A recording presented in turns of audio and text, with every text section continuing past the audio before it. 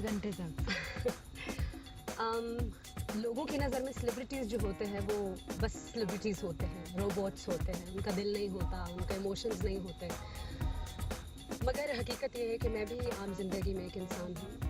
16 तारीख की सुबह 16 से 18 तक मेरी डिक्शनरी के मुताबिक मेरे पास टाइम था, मेरी डायरी के मुताबिक मेरे पास टाइम था, और 16 से 18 के बीच में मैं फ्री थी। नॉर्मली जब मैं फ्री होती हूँ तो आई टेक अ कॉल, मैं अपने टीम्स को इन्फॉर्म नहीं करती हूँ।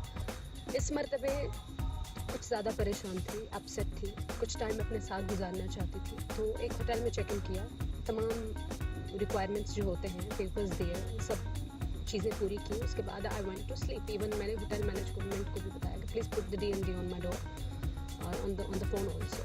सो I just wanted to have rest and I rested, but when I woke up तूफान आ चुका था।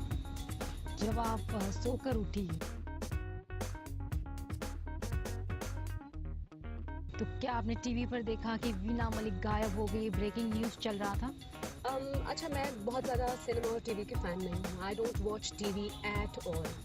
मेरे न्यूज़ अलर्ट जो है वो मेरे ब्लैकबेरी पे आते हैं, मुझे टीवी में बिल्कुल भी नहीं देखती हूँ।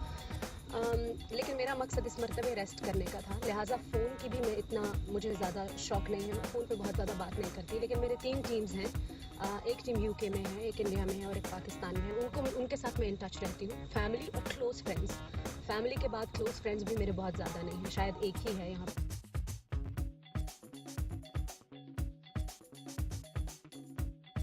इंडिया में। सबसे पहले जब मैंने अपना फ़ोन स्विच ऑन किया तो मेरे PR के टीम्स की तरफ से काफ़ी अलर्ट्स थे, Veena ji where are you, we are upset. और एकदम से मुझे लगा कि क्या है ये, आई इमीडिएटली कॉल्ड बैक कि क्या हो रहा है। उसके बाद से इमीडिएटली अलर्ट्स आना शुरू हुए। फिर उन्होंने कहा Google it, I just googled it, I googled my name and I was like what is this. लेकिन ये खबर जो थी कि आप गायब हो गई, ये पता नहीं कि वीना मलिक फिर से पाकिस्तान चली गई, या ये भी खबर आने लगी कि आपका वीज़ा एक्सपायर हो गया, ये भी खबर आने लगी कि अस्मित पटेल के साथ में जो है आपका ब्रेकअप हो गया है। बहुत सारी ऐसी चीज़ें थी जो कि यकीनन बहुत ज़्यादा खौफनाक हैं। जैसे सोने से पहले, रेस्ट करने से पहले मैं अपनी अम्मी से रोज़ तो बात नहीं करती, लेकिन मैंने उनको कहा कि मेरी तबीयत ठीक नहीं है, मैं थोड़ा रेस्ट करूँ। लेकिन जब मैं जागी और मैंने उनको फ़ोन किया तो वो भी रो रही थी, क्योंकि उन्होंने कहा कि मीडिया पे ऐसे रिपोर्ट्स आ रहे हैं जैसे आप भाग गई हैं बुर्का पहन के। That is so unlike me. Veena Malik कभी बुर्का पहन के कहीं भागेगी नहीं। मतलब आप कम से कम कोई स्टोरी घटते हैं तो एक कैरेक्टर को तो देखिए। उसके बाद मेरे पास भागने की कोई रीज़न नहीं है। मैं इतनी मैच्योर हूँ कि मैं अपनी तमाम लीगैलिटीज़ और तमाम पेपर्स को सही अपने पास रखती हूँ। उसके अलावा आई एम सॉरी जिस तरह के चीज़ें बनाई गई कि वादा वो किडनैप हैं, किसी ने उठा लिया है, किसी ने कुछ कर दिया है, मर्डर कर दिया है, इस तरह के स्पेकुलेशंस भी थे। But at the same times I understand कि मीडिया को जब मालूम होगा कि कोई इंसान गायब हो गया, और यहाँ पे मैं ज़रूर शुक्रिया अदा करना चाहूँगी हिंदुस्तान का, because people were so concerned, media were so concerned. मुझे ढूंढना चाहते थे, मुझे देखना चाहते थे, क्योंकि टू समहाउ मुझे लोगों ने कहा कि वीना जी आप हमारी रिस्पॉन्सिबिलिटी हैं। ठीक है, उनका कंसर्न अपनी जगह पे, I am so grateful. But at the same time जितनी भी स्टोरीज़ क्रिएट की गई उनमें से बहुत सारी स्टोरीज़ मेरी फैमिली के लिए बहुत ज़्यादा तकलीफ का बायस बनी, और ख़ासतौर पे क्लोज फ्रेंड्स के लिए। जैसे कि आपके जो राइवल्स थे डॉली बिंद्रा और राखी सावंत ने तो ये भी कह दिया कि क्या पूरे भारत में वीना मलिक के अलावा कोई खबर नहीं है क्या? मुझे तो बहुत सारे लोग मुझे पूछते हैं कि क्या ये दोनों कैरेक्टर्स आपके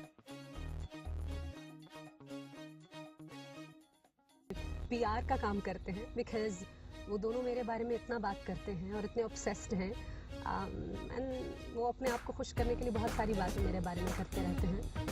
It's all right with me. There are thousands of people who they are obsessed with Veena Malik, but I can't keep tracking them कि वो क्या कहते हैं, क्यों कहते हैं।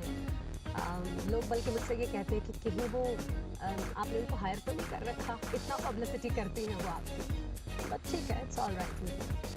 नहीं, उनको ये तो नहीं लग रहा कि पाकिस्तान के एटम बॉम्ब जो है यहाँ पर आ गई है, इंडस्ट्री पर राज करने के लिए, तो कहीं उनको अपनी जगह जो है खिसकती हुई लग रही है। देखिए यहाँ पे एक बहुत इंपॉर्टेंट नोट है जिसके ऊपर मैं ज़रूर बात करना चाहूँगी। पाक India at the end of the day कानून किसका चलता है? सरकार का, गवर्नमेंट का। इंडिया की गवर्नमेंट पाकिस्तानी आर्टिस्टों को इजाज़त देती है, वेलकम करती है यहाँ काम करने के लिए, और मेरा ख्याल है कि पाकिस्तान की गवर्नमेंट भी ऐसा करती है। बहुत सारे एक्टर्स टीवी के, अगर आप हमारे ड्रामे उठा के देखें तो बहुत सारे इंडियन एक्टर्स पाकिस्तानी ड्रामों में काम करते हैं। मैं समझती हूँ कि अगर दो हुकूमतें अगर दोनों मुल्कों में ब्रिज का काम करना चाहती हैं और प्यार, मोहब्बत और इन सब चीज़ों को बनाए रखना चाहती हैं, तो मेरा ख्याल है हम तमाम लोगों को भी सपोर्ट करना चाहिए।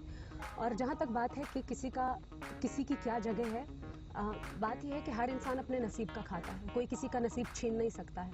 अगर आज मैं यहाँ हूँ तो मैं अपनी वजह से हूँ, मैं किसी की वजह से नहीं हूँ।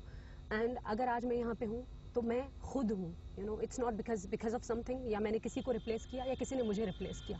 सो मैं समझती हूँ कि हम दोनों मुल्कों के लोगों को चाहिए कि हम अपनी गवर्नमेंट का साथ दें और हमें एक कौम के तौर पे ग्रो अप करना चाहिए, आगे बढ़ना चाहिए।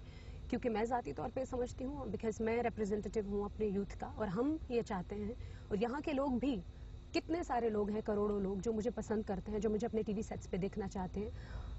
जितना पैसा हम दोनों मुल्क अपने डिफेंस पे लगाते हैं, मेरा ख्याल है यही पैसा अगर हम अपने गरीबों को दें, एजुकेशन पे डालें, तो बहुत कुछ बेहतर हो सकता है।